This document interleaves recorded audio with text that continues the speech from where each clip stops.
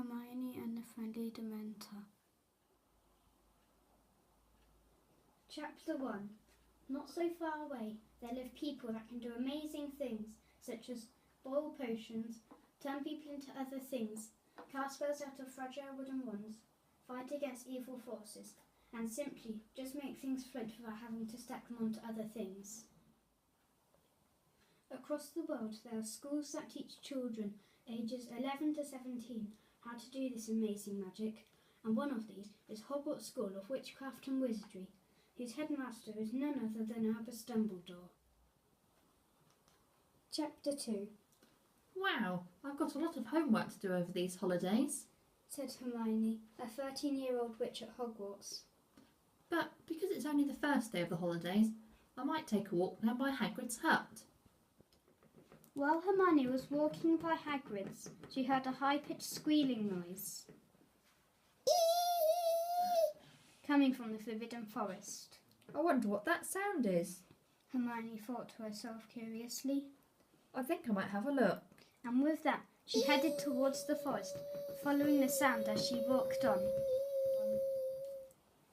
Hermione continued walking until she ended up near the moonlit lake. There was a lone Dementor floating above it. Surprisingly, the Dementor didn't come zooming towards her. It just stayed still. Cautiously, Hermione drew her wand and slowly walked towards it, careful not to trip over the gigantic tree roots. Suddenly, it looked at her, then pointed a long bony finger up at the nearest tree, a weeping willow. Hermione looked up and saw a bit of silvery mist floating there. The Dementor then pointed its finger at its mouth and made the horrible screeching noise again. It was at that point that Hermione realised that the mist must be the Dementor's special sucking air, as they don't have lungs. She realised it must be unable to get through the leaves and branches of the willow tree. Chapter 3. Later that night, Hermione was back at the Hogwarts castle in the Gryffindor common room, telling her friends about the Friendly Dementor and the silver mist. Before her friends went to bed, they suggested Hermione help the Dementor, as it couldn't survive more than 24 hours without its sucking air. She had an idea.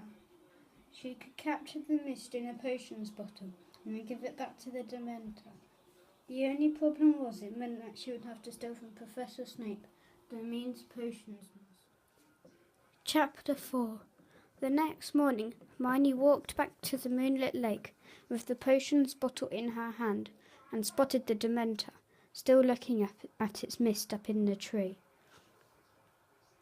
Slowly, Hermione approached the weeping willow tree, jumped up and swiped the bottle through the Dementor's mist and slammed her corkscrew on.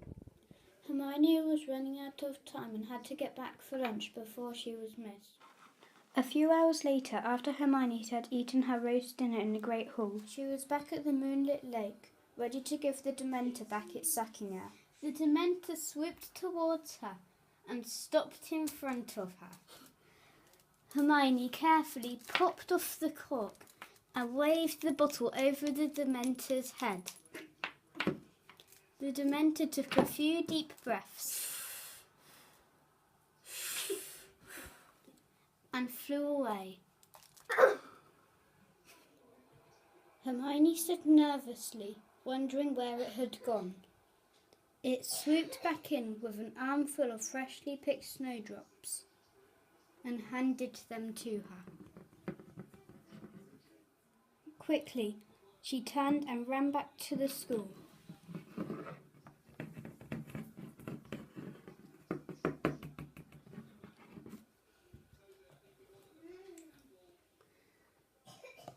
Feeling happy with her snowdrops in hand.